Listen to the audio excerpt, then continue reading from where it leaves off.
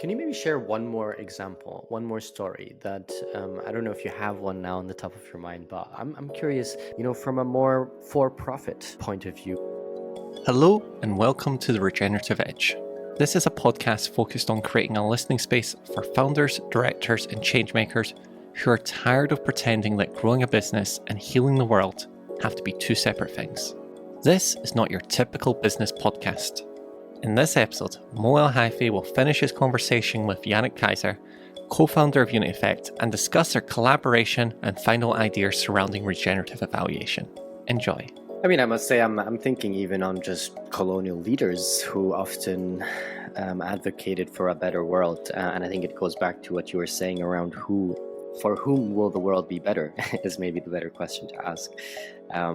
Can you maybe, touch upon that? And again, maybe now starting to also differentiate the difference. What is the difference between impact monitoring and reporting and regenerative monitoring and evaluation? I will actually start then. The regenerative evaluation means that the process of evaluation is one, giving more energy. It's part of the solution, and it's also a reflective process at the same time.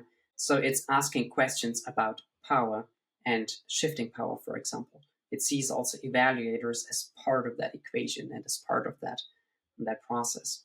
And ultimately, regeneration is about practicing. It's about embodiment. It's including different forms of knowing as well. In that sense, when applying a regenerative approach to evaluation and measurement, these kinds of questions around power, whom are we serving, etc., like just empathy, building empathy and deep listening, do come up naturally.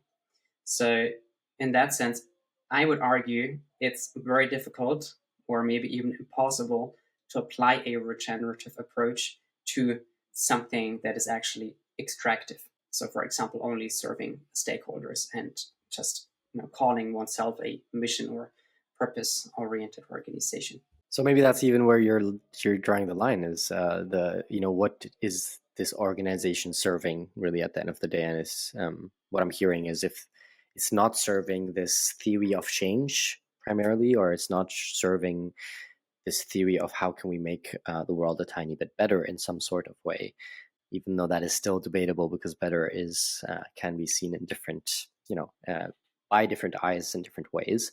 But what I'm hearing is there's kind of these three core elements of what defines regenerative evaluation, at least, or how you're approaching it, how you're thinking about it, which is, an evaluation system that is giving more energy to the people involved in the process. It is one that is reflective. So it's a process that is reflective, even almost seemed like with a focus on power. So reflecting around power systems and structures. I'm not sure if you want to add maybe anything there, if there's anything else that fits into this reflective kind of category. And then the third one I heard was different forms of knowing. So almost like acknowledging and understanding that actually the spreadsheet number is not the only way of knowing the truth, right? Yes, I would agree. So those are three essential ingredients. So we are, maybe to already preempt this, also hosting a community of practice where we are convening practitioners, evaluators, academics, and we are in a way like approaching this very much as a living inquiry, what regenerative evaluation is. So other people might have a different response, and not only those three aspects, and there are more like principles than three to it. But from my perspective, that yes, summarizes it very much. And just adding one aspect to the reflective part, it's reflecting about power. I would also say shifting power. Only reflecting is not enough anymore. You really have to think like, what does it look like in terms of equity to shift power, and use evaluation as a means to doing so. And also, how can we reflect on like whose voices should be heard that might not be represented right now? So it's also taking that stance or in that perspective of humility and trying to understand who is missing. Can we include them? If so, how can we include them in a regenerative and not extractive way? This is where regenerative evaluation begins to diverge from traditional approaches. It becomes a way of redistributing voice, responsibility, and agency. Can you go a bit more deeper into that? So what I'm hearing is actually one of the main goals of that second pillar. It is actually the focus on shifting power, not just around reflecting power, but actually enacting or acting onto that. Maybe just given the circumstances of where we're at the minute, and feeling like most in the impact space at the minute are feeling pressured primarily financially, feeling like they need to take care around actually being able to cover their costs for the next few months. With these circumstances, if you're talking to a founder that is going through something like that and is currently feeling pressured with the environmental circumstances, why would it be important for them to focus on something like shifting power? We realized that there are actors that can actually shift power and others have limited leverage. So for example, as a recipient of funding, it's very difficult to actually lobby for a different kind of approach to, for example, measurement evaluation, but just also funding and grant giving, because, well, one might compromise one's own future. So there's this kind of double bind. So I give one example, and that might make it a bit more tangible. So we worked with the Social Entrepreneurship Network Germany. They received a SEND, right? SEND. That's correct. So that's SEND-e.V. That's exactly the network in Germany to support social entrepreneurship.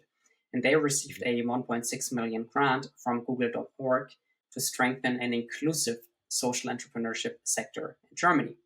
And that big portion of that money was re-granted by the organization to organizations or consortia, so collaborative projects, to foster an inclusive sector. And now we came in to evaluate the project. One challenge was it was at the very end. So here, who can we include then still in the evaluation? And it was to recognize we are just here. The programs, the projects are very much over. So now reaching out, for example, to participants might be an extra burden. So we had to find a way to still include them, but not ask too much of their time. So that's what I meant earlier, this question, like whom should we actually listen to, and then to recognize also where limitations are. And then what we did was not to say, this is everything that happened across those 5 different bigger projects. What we said was, these 5, they did lots of learning. The question now is, how can we shape an inclusive sector? What are the pathways towards it?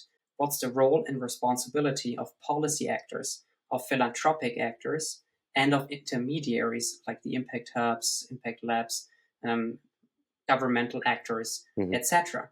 So how can we basically make them responsible, accountable, invite them into shaping the future? So basically, that's what we did. So, and our intention was through this kind of approach to also give more value to all the work that has been done by these organizations. And not just to say oh, what you did was great, now we move on.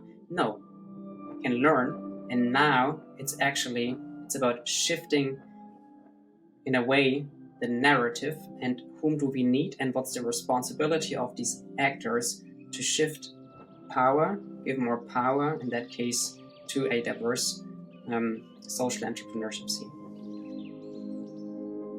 Thank you for listening to the Regenerative Edge. Next week, Moh will be meeting with Tanya and Rennie from Tandem and discussing their collaborative process and investigating whether culture is technology.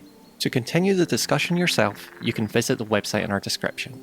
The Regenerative Edge is stewarded by Zebra Growth, an agency working to shift the marketing landscape for intention and practice towards a regenerative approach that nurtures resilience, cultivates connection, and redefines what success can mean.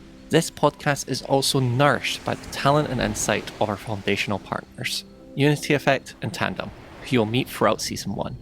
Walk to the edge with us. The bridge is wide enough for all.